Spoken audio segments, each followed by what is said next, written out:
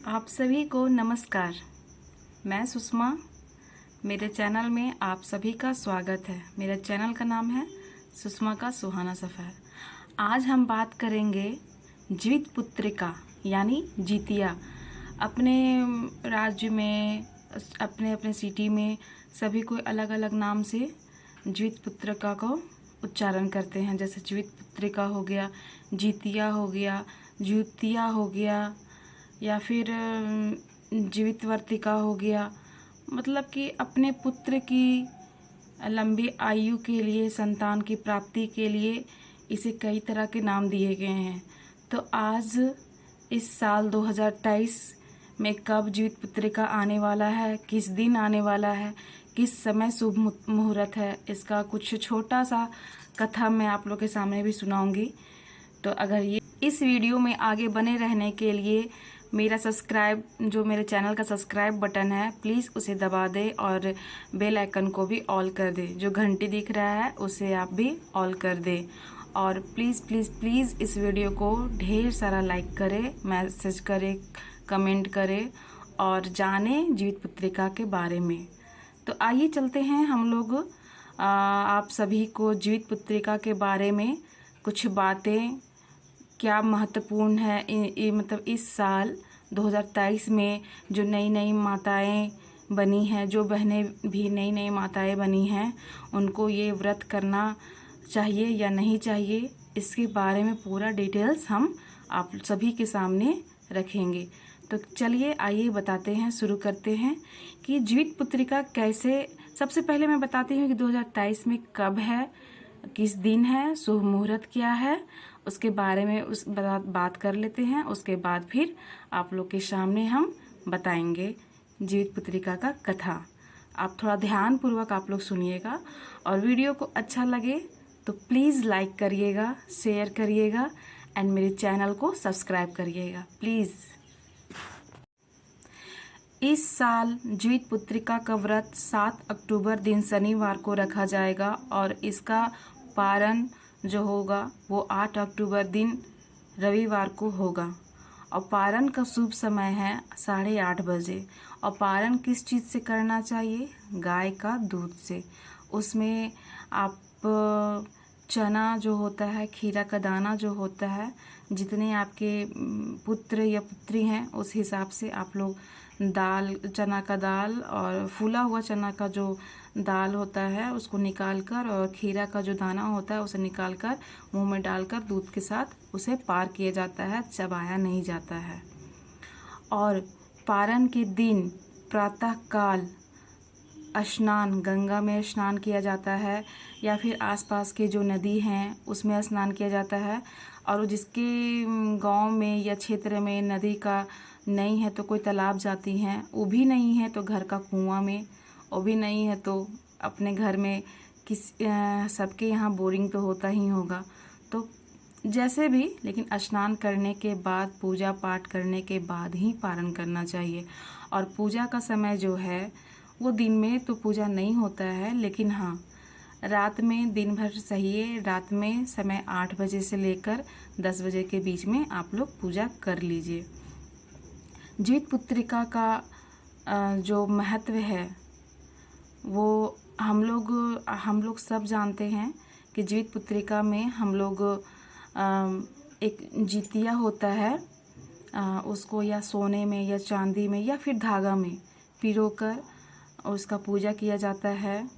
उस दिन चील और सियार का भी पूजा होता है। एक कहानी है, उसको मैं आप लोग के समक्ष में रखूँगी। तो उसमें फिर पूजा करके और अपने बच्चे को पहनाया जाता है। उसके बाद उसकी माँ भी उस जितिया को धारण करती हैं। उसके बाद अपने बच्चे की लंबी आयु के लिए प्रार्थना भी करती हैं पूजा के समय। तो ये पूजा और पूजा से अलग है क्योंकि ये संतान की प्राप्ति के लिए पूजा किया जाता है। ऐसे भी इस हिंदू समाज में हम सभी महिलाएं ऐसी कौन सी पूजा नहीं करती हैं जो रखा नहीं गया होगा हम लोगों के लिए। और खुशी भी मिलती है। हम लोग दिल से करते हैं और इसका दुआ भी भगवान देते हैं, इसका आशीर्वाद भी देते हैं भगवान। तो आप लोग सभी बहनें और हम भी इस साल जीत पुत्रिका को धूमधाम से हम लोग पूजा करेंगे, अपने बच्चे के लिए प्रार्थना करेंगे। जो 2023 में जो नई नई माँ बनी है वो इस व्रत को नहीं कर पाएंगी, क्योंकि इस साल मोलो मास का नियम है और मोलो मास में कोई भी पूजा का उद्घाटन नहीं किया जाता है। तो कृपया करके नई माँ जो बनी है वो इस पूजा को ना ही करें, मोलो मास। तो चलिए आइए हम लोग बात करेंगे अब कथा के बारे में। तो आप लोग तैयार हैं कथा सुनने के लिए? अभी तक जो जो लाइक नहीं किए हैं प्लीज़ लाइक करिए, जो सब्सक्राइब नहीं किए मेरे चैनल को प्लीज़ सब्सक्राइब करिए और शेयर भी करिए और अच्छे से कमेंट भी करिए कि आप लोग के क्षेत्र में जीत पुत्रिका को, जीतिया को क्या कहा जाता है। Please please comment. चलिए आइए हम लोग बात करते हैं कथा के बारे में। और कथा कहने से पहले मैं एक बात बोलना भूल गई। जितिया के पहले जिस दिन व्रत रखिएगा उसके एक दिन पहले नहाए खाए है। उस दिन नहाने खाने के बाद आप लोग को सबसे पहले मुंह में मड़ुआ का रोटी, मड़ुआ का ठेकुआ, मड़ुआ का पुआ, आप लोग जिस प्रकार से उसे बनाएं उसको पहले मुंह में रखना है। उससे भी पहले मुंह में रखने से पहले आप लोग अपने छत के ऊपर में एक दोना में मड़ुआ का रोटी और पानी चील और सियार के लिए ऊपर रखा जाता है। तो प्लीज़ आप इस चीज़ को करना ना भूलें, ये बहुत ही महत्वपूर्ण है। ये एक पूजा का पहला पार्ट है, इसको कंप्लीट करने से ही आपका पूजा आगे कंप्लीट होगा। चलिए एक छोटा सा लाइन में मैं कथा कह देती हूँ, प्लीज़ आप लोग इसे गौर से सुनिएगा। कथा चील और सियार का है। चील सियार अपने समय में ये व्रत को बहुत ही अच्छे से करती थी।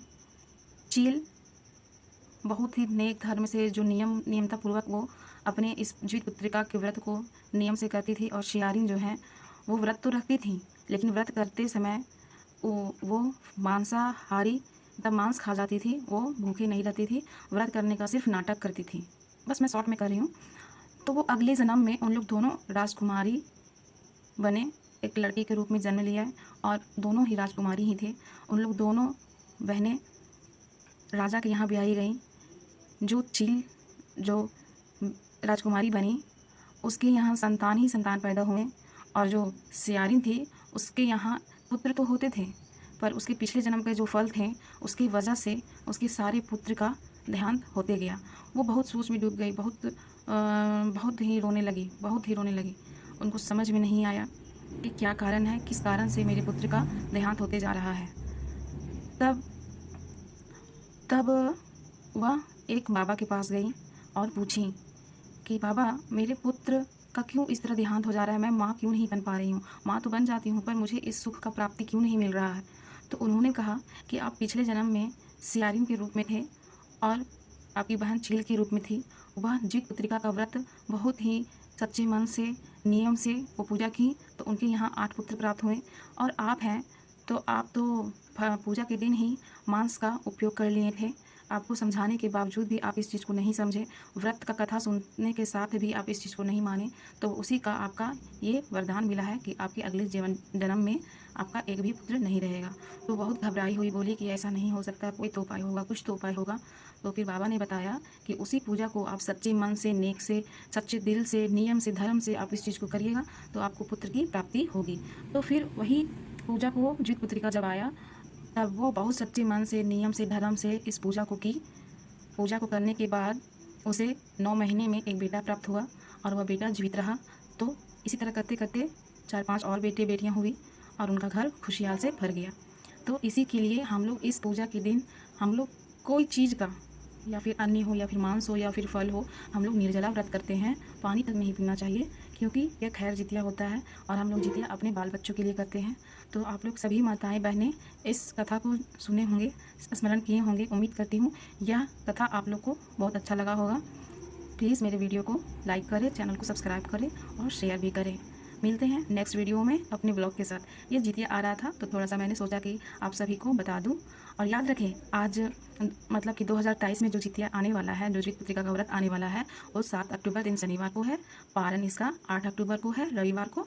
और नहा खाए जो है वो 6 तारीख को ही है। और याद रखिएगा, भूलिएगा नहीं, मड़वा का रोटी जरूर खाइएगा। वो भी पहले छील और सियार को अपने छत पे डाल लीजिएगा, उसके बाद ही।